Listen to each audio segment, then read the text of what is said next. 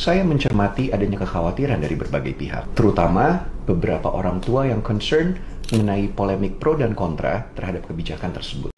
Assalamualaikum warahmatullahi wabarakatuh. Bertemu lagi dengan saya di channel Haura.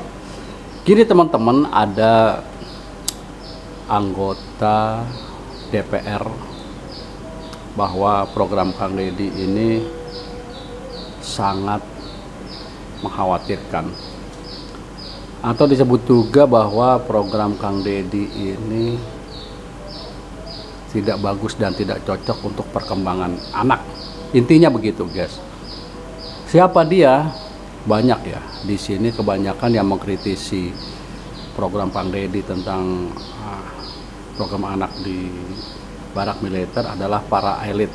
Yang dari dulu, dari kemarin-kemarin juga memang seperti itu. Ada satu orang atau satu anggota DPR RI kalau nggak salah ya, dan sekaligus itu juga artis juga, namanya Verrel Bramasta. Verrel Bramasta itu mengkomplain atau disebut juga dalam artian tidak setuju bahwa ada program di barak militer. Saya nggak ngerti, guys, maksudnya pemikirannya tuh gimana. Katanya sih dia bilang memang kalau anak-anak dididik di barak militer itu bukan semakin bagus, tapi bisa jadi semakin bandel. Intinya begitulah, atau tidak akan perubahan dan semakin ganas. Mungkin begitu pikiran dia ya. Tapi begini, program pendidikan anak di barak militer ini sebenarnya program yang butuh keberanian, butuh pengawasan khusus ya. Mungkin ya banyak juga para petinggi kita dulu atau para elit kita dulu banyak berpikir seperti itu. Ada juga yang berpikir seperti itu, guys. Gitu. Jadi untuk mencanangkan atau melaksanakan langsung gitu tanpa ada pembahasan atau pembahasan cuma hanya sementara, saya kira itu nggak ada yang mau ya, atau disebut juga mungkin akan hasilnya nihil gitu kalau menurut saya. Nah, kita kembali lagi dengan Verrel Bramasta yang tidak mau atau komplain atau disebut juga tidak setuju mengenai program didik anak di barak militer, atau disebut juga program disiplin dalam artian gitulah. Jadi program disiplin untuk diri dia sendiri, membangun karakter, pertama untuk jiwa kebangsaan, kedua sayang orang tua, ketiga cinta tanah air, yang keempat dia mempunyai cita-cita ya. Ini kita tahu, guys, anak-anak SMP, SMA itu banyak yang tidak mempunyai cita-cita. Dan artian apa? Karena mereka, ya dia sekolah, dia bangun tidur, dia sekolah, dia belajar, selesai, itu aja. Bagi yang memang golongan anak-anak yang memang dalam golongan keluarga yang ekonominya menengah ke bawah ya, atau ekonominya biasa-biasa aja. Karena apa? Karena mereka tidak tahu bahwa nanti ini dia tuh seperti apa gitu. Tapi kalau orang-orang yang anak yang memang di atas rata-rata atau orang menengah ke atas sudah tahu cita-citanya, bahwa karena gini,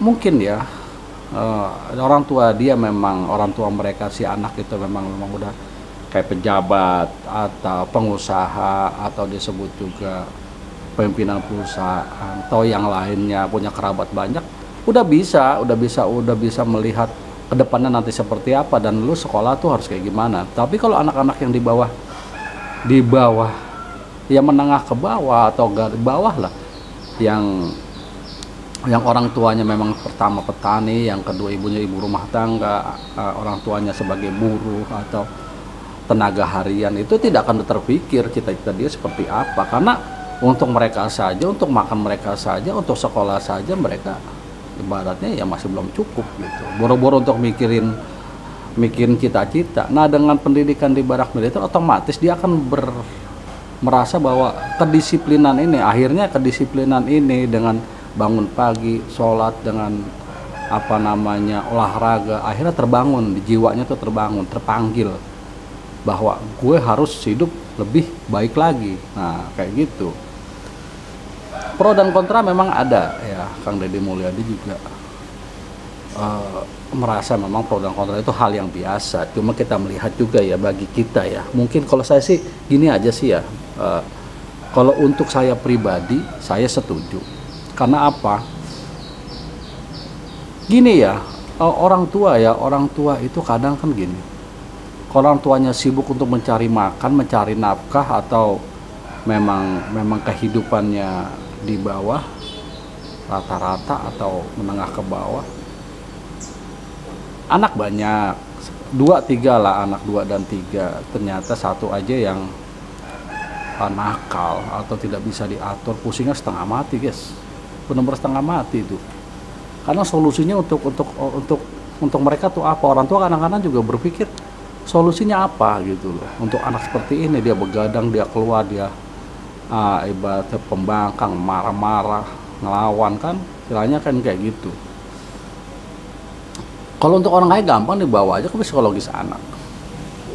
Tapi orang yang kelasnya menengah atau ekonominya di bawah, anak petani, anak buruh, anak tenaga harian atau kayak gimana, mana ada, emang harganya nggak mahal gitu. Karena di sekolah ya, kita lihat di sekolah ini bukan ngomong untuk menjelekkan sekolah. Kadang kita juga pernah ya, ada juga anak kadang-kadang pulang sekolah, penculikan anak di sekolah, pulang sekolah, banyak guru yang tidak mengawasi untuk sekolah-sekolah yang bukan sekolah elit ya, sekolah biasa. Karena juga ada yang ibu kehilangan anaknya, ternyata ada di mana, itu kan dalam luar pengawasan kayak gitu. Dan untuk kita balik lagi ke masalah yang tadi ya, seorang public figure, seorang artis, Verrell Bramasta tidak setuju dengan program Kang Deddy Mulyadi. Gini aja sekarang guys, kita lihat dalam segi pengalaman ya, pengalaman hidup. Kang Deddy lebih pengalaman dari Verrell Bramasta. Kesusahan hidup, Kang Deddy lebih susah hidup daripada Verrell Bramasta. Karena apa? Kang Deddy Mulyadi kita tahu sejarahnya, dia punya saudara 9, dia anak ke-9, dia anak seorang tentara yang umur 26 tahun sudah dipensiunkan. Dia harus makan apa, kan ada, kita juga lihat dia waktu itu bersama dengan Kick Andy, dia makan apa, dia harus berjuang kayak gimana, kesulitan hidup seorang ibu itu seperti apa, yang tidak kecukupan itu seperti apa. Pertama itu. Yang kedua, dari segi usia, dia lebih pengalaman dari kita, mungkin dari Verrell Bramasta kan. Itu juga yang kedua. Yang ketiga, dia seorang bupati 2 kali loh. Dia tahu itu Jawa Barat seperti apa. Kang Deddy Mulyadi juga bercerita bahwa hutang di Jawa Barat, ibu-ibu atau keluarga yang berhutang di Jawa Barat yang disebut namanya Bank Emok atau pinjol atau disebut bank keliling, itu lebih banyak di Jawa Barat dibanding daerah-daerah lain. Karena apa? Yang pertama kayak gitu, pendidikan anak juga mereka penting. Yang kedua, dalam segi biaya juga mereka harus dipaksakan.